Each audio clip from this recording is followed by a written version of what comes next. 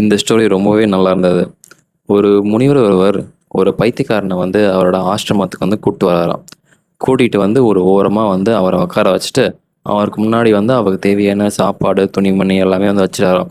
அங்கே வச்சதுக்கப்புறமா அங்கே பக்கத்தில் இருந்த சீடர்கள் கிட்ட நீங்கள் எந்த விதத்துலையும் அவர்கிட்ட பேசக்கூடாது, பழகக்கூடாது, அவர் என்ன பண்ணாலும் அவர் நீங்கள் கண்டுக்கவே கூடாது அப்படின்னு சொல்லிடுறாராம்.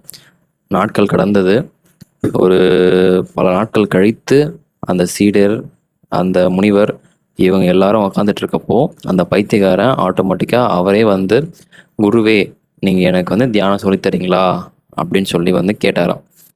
ஆக்சுவலாக என்ன அப்படின்னா, நம்ம கவனிக்காமல் விட்டோம் அப்படின்னா பைத்தியக்காரத்தனங்கள் கூட வளராது, அதுவே ஆட்டோமேட்டிக்காக ஸ்டாப் ஆகிடும் அப்படின்றதான் இந்த கதையோட ஒரு சுருக்கம்.